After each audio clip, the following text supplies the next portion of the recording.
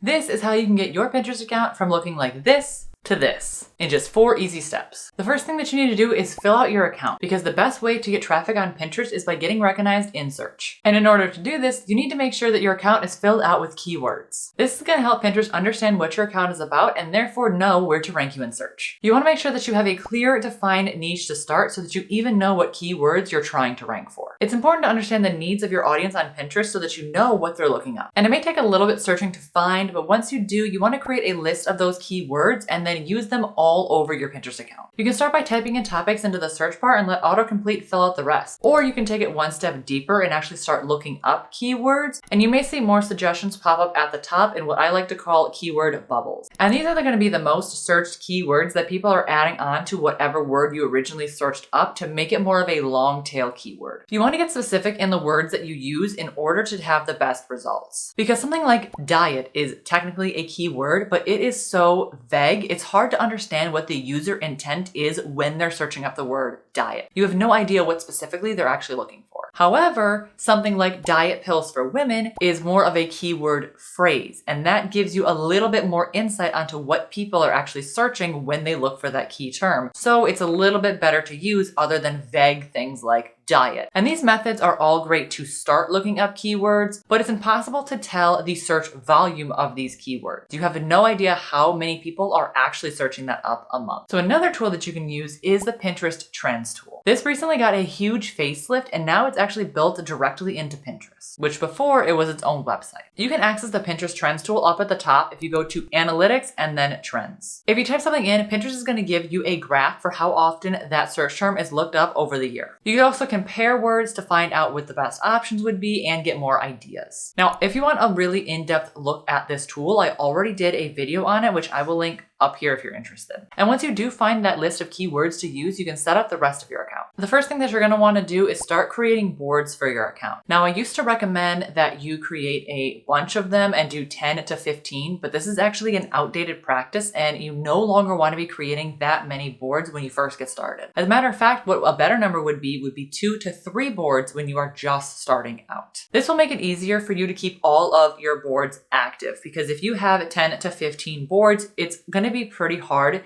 to keep all of them active and continually pin your content to all of them. Because if you have a bunch of inactive boards on your account, that can actually hurt your account. So only create as many boards as you can pin to. You'll want to make sure the board titles are keyword research and also the descriptions as well. And one of the things that I like to do to make sure that I am using a good board title is I will look up roughly what I'm trying to decide, and I will search by boards so that I can see what other people have named their boards in order to give me some better ideas. I like to have 1 or 2 boards on my account that is just kind of a broad overview of everything that I pin, or at least a broad overview of certain topics that I'm going to be pinning. And then I will have 1 or 2 that is going to be more niched down. So for example, I have a board on my account that is blogging tips for beginners. That is relatively broad. A lot of my different topics can go on there. And then I have another one that is just Canva tutorial for beginners. And that's definitely a lot more narrowed down, and I don't use it as often, but I'm still able to keep it active. The last place you want to add keywords to your account is in your profile name and your profile bio. For example, my name is Sarah Marie with a line, productivity with a line, and then personal development. You are going to see a lot of people do this. And in fact, during your research phase for all of your keywords, you likely saw a lot of accounts pop up when you searched up those keywords. And that is exactly why people put keywords in their profile name, because you can have a chance to rank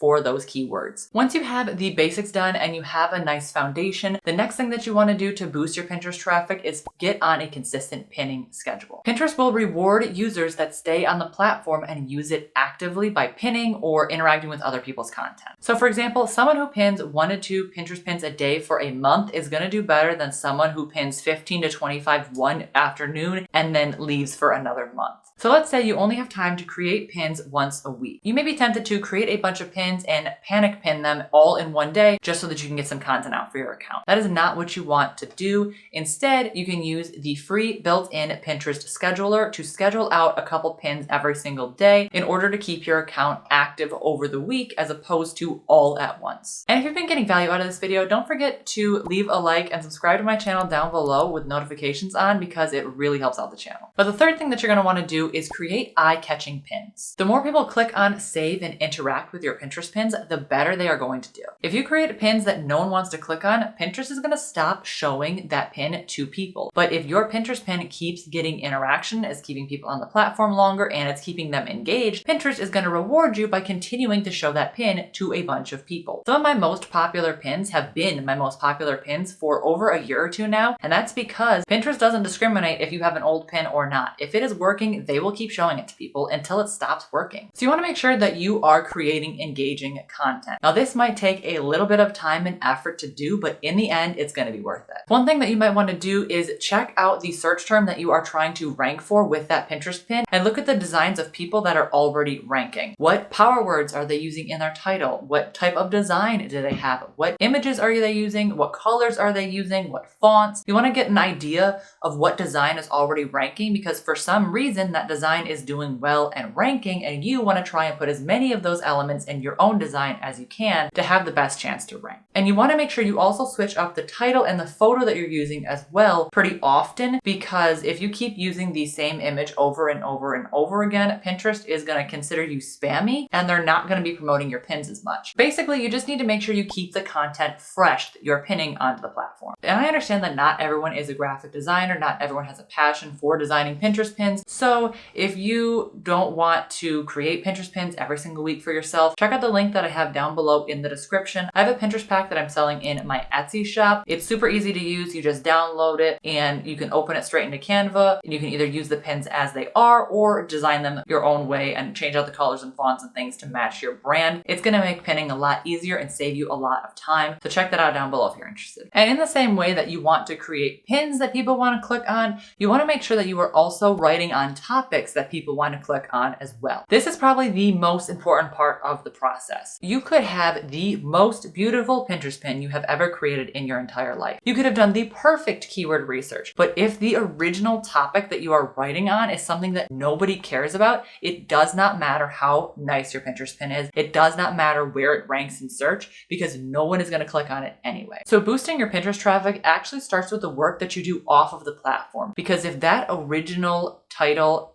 and topic that you are talking about is not interesting to the people of Pinterest, all of this other work does not matter. So you want to be keyword researching off of Pinterest as well to determine, is this even a good topic for me to write about in the first place? And one of the tools that I use to do this is called KeySearch. It is a paid for keyword research tool, but honestly, it's fantastic for figuring out what people are searching up in Google to make sure that the topics that you are writing about is actually worth your time. So I would recommend checking out KeySearch. I will leave a link down below in the description. Or if you want to learn more about how to go viral on Pinterest and boost your Pinterest traffic, check out this video right here. Make sure to like if you like and subscribe to my channel down below for more videos just like this. And I'll see you next time. Bye.